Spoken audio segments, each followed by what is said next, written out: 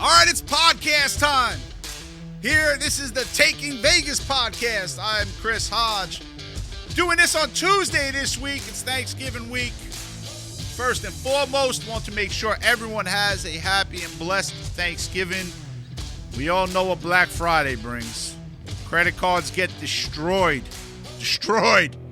on Black Friday. But on into the weekend. It's a fun football weekend. Have some free picks for you guys at the end of the podcast. Hope to make you some money for the holiday. And, mostly the Taking Vegas podcast, we talk about current events in terms of sports, but also in the world of gambling and what we try to do. And, I feel bad. I run the website, takingvegas.com, and I do the Sports Investors Daily Radio Show, which I've done since 2006. And I really feel bad for what is going on right now because guys out there are getting tricked. You guys are getting tricked. All right. Sports gambling, I've said it forever, is a hard way to make an easy living. But you can't do it like a lunatic. And we try to give advice. We try to teach you guys how to gamble. We always say, you give out a game on Sunday at 1 o'clock. That wins, and then you tell your customer, hey, or your customers, obviously, you tell them, hey, nothing at the night board, nothing on the Sunday night game, just be patient, take it easy, we'll let you know when the next game comes up. And I would say 8 out of 10 customers decide to bet the 4 o'clock game or the 8 o'clock game, and they basically undo all the good that you did for them at 1 o'clock. They undo it and screw it up on their own. That's a fact. You guys could complain about that. You could write in and say that's BS. That is what you guys do, okay? And you'll never make money that way. You literally never. I'm telling you, you will never make money that way. But there is a way to make money at sports wagering. It is not bet $100 on a 12-team parlay and hope and pray. You might as well just go play the lotto because that's what the odds are. For every one person that hits it, there's millions that lose it, okay? That's not the way to make money either. The way to make money at sports wagering is you have a bankroll, you treat it as an investment, let's say $100,000, you put $100,000 aside. Now, let's be plain, simple, and clear. That does not mean you put $100,000 on one game. No, because there are human beings involved in that game, and when you have human beings involved in a game, you can have human error. Either from a player. Look at Monday night. Kansas City is going to win and cover that game if they catch a ball at the 1-yard line. He dropped it. Look at Monday night. The human made an error. That's what happens. Referees can make mistakes. Place kickers can miss chip shot field goals. NBA players can miss easy free throws or layups or dunks. These are all things we've seen that have affected games. In my lifetime, I saw a Mets-Yankees game. I saw the Yankees win a game because Luis Castillo dropped a pop-up. Like, humans make errors, so you would never put all of your money on a single game, ever, because a human could screw up. And you also want to bet where the odds are at least halved with you and the sportsbook. What do I mean by that? I mean, if you put $5,000 on one game, if you bet one game for the weekend, you have just as good a chance as winning that game as the sportsbook does. It's 50-50 proposition. Whether you're clueless or you have some idea, you're either going to win or you're going to lose. Okay, you could push. Forget that. You're either going to win or you're going to lose. All right? So it's a 50-50 proposition. But if you go bet 2 games for $5,000 each, well, now you need to win 100% of your games, okay, to win money. If you go bet four games at $5,000 apiece, well, now you got to win 75% technically. Yes, you can go 2-1-1 and the push in there kind of fiddles with the numbers. I'm not talking about that. I'm just talking about simple, easy math that you guys could understand. You bet 4 games at $5,000 apiece. You need to go 3-1 to make money. Sportsbook, that's 75%. Sportsbook only has to go 50-50. You need to win 3 games. Sportsbook needs to win 2. You guys don't understand this. Math never has changed. In our lifetime, go back over, 1,000 years. So much has changed, right? Almost everything has changed. Politics has changed. Now, instead of male, female, you got 17 genders or 36, whatever the hell the case may be.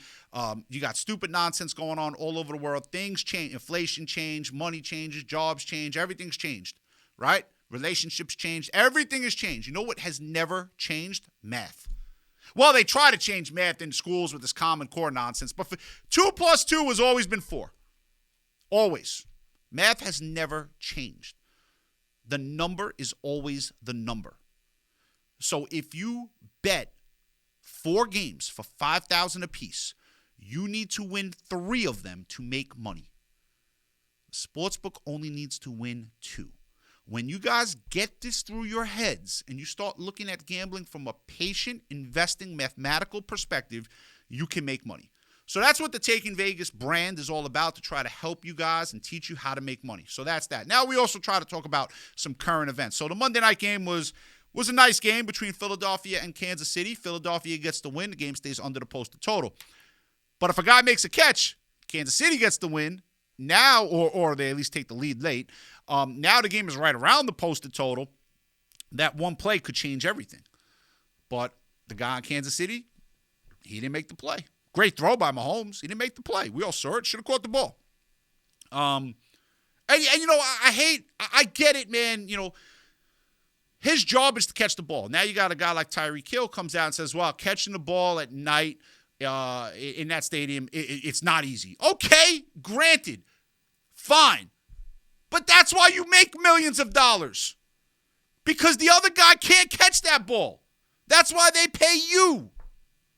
Stop. I mean, we make more excuses for people in this country right now than anything I've ever seen. I'm not saying kill the guy, blast him in social media. That's unfortunately the world we live on, and people do that. But it's also people hiding behind computer screens that will never put their real name on anything because, or if they were standing next to the human being, they would never say what they say. All right, we get that. But, yes, it was a hard catch to make, but he's a professional. He's supposed to make that play. Stop making excuses. And then you got Tom Brady come out, and he said now the product in the NFL is mediocre. Everything in our world right now is mediocrity. Literally everything. You want to talk about the NFL? Fine. You ever call up a bank and try to get someone on the phone to help you? You ever go through that process? You ever try to return something to Home Depot? You ever go through that process? I mean, the simplest thing right now that I literally have no problems with is Amazon. They're the easiest things. Why do you think their company is the biggest company in the world? They make it simple. Everything else is complicated.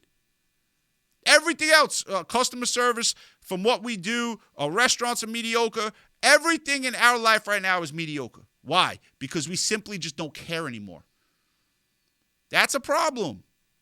That's a problem. So when Tom Brady comes out and goes, well, the NFL product is mediocre, he's not wrong. But why is that? Let's examine why that is. Well, they cut down the number of OTAs. That's their job, right? NFL players, that is their job.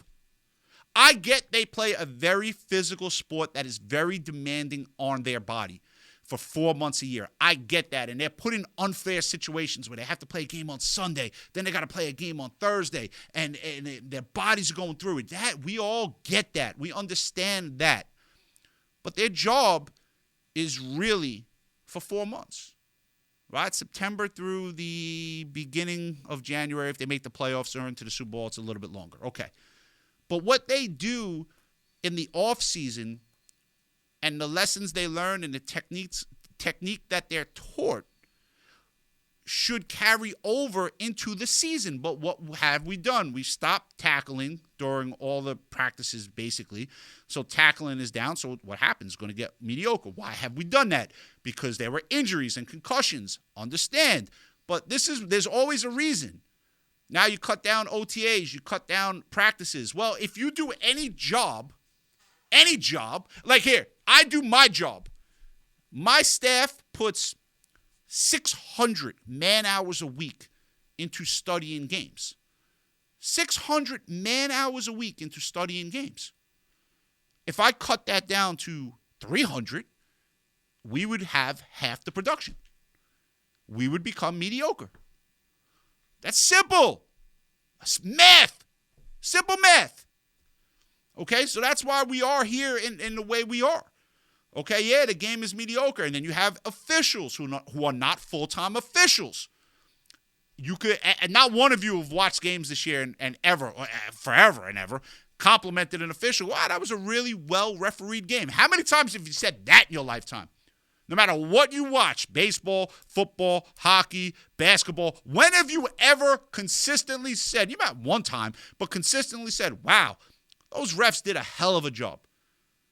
No, but you've gone to work on Monday morning and complained about refs on a Sunday afternoon. Now, you've done that. You've sat in the stands during the NBA game and can't figure out why they call what they call. You've done that. So everything is mediocre. It just is what it is. It's the world we live in right now. So what do we have to do? You have to get by it. You have to understand this mediocrity, okay? And you still have to do your job. You still have to perform when it comes to picking winners. You can't just say, throw your hands up in the air, they're mediocre. Shit, I can't do it. No, you can't do that. You still have to do your job. So let's talk about doing that job. Thanksgiving Day, free picks. Let's get it going. Looking at the Green Bay-Detroit game, I know Green Bay played a nice game against the Chargers last week, but in retrospect, they shouldn't have won that game because Keenan Allen was dropping touchdown passes all over the place. And I know the Lions did not play well in their game, although they come from behind and get the win. Going to take the Lions minus the 7.5 for Thanksgiving Day. Going to lay off the Black Friday game in the NFL, but we'll go over to college football. Okay, obviously Black Friday in college football is a tremendous day, and there's a lot of good stuff that goes along on that day. By the way, the Iowa-Nebraska total is 26.5, so that's a game you don't even pay attention to. You don't even watch that game. I'm going to lay the number with Missouri on the road. Missouri's a very good football team. Arkansas, not so much. Missouri minus 7.5. We'll go with them for Friday. And then Saturday, I'm not going to give you this one because you got to either visit takingvegas.com or call 888-9-WIN-NOW, which is 888-994-6669. But for Saturday, the one and only, the game, that's what it's called, Ohio State and Michigan. Okay, we'll have that pick for free for you guys. All right, so that'll be the free pick for Saturday, but you got to visit takingvegas.com or give us a call for Thanksgiving Day. Going to lay the number with Detroit. For Black Friday, going to lay the number with Missouri. And hope you guys have a blessed Thanksgiving, man.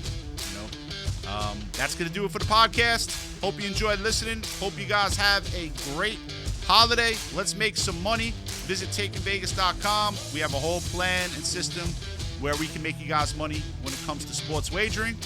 Enjoy the week, everyone, and we'll catch you back here next week on the Taking Vegas Podcast. Have a great day.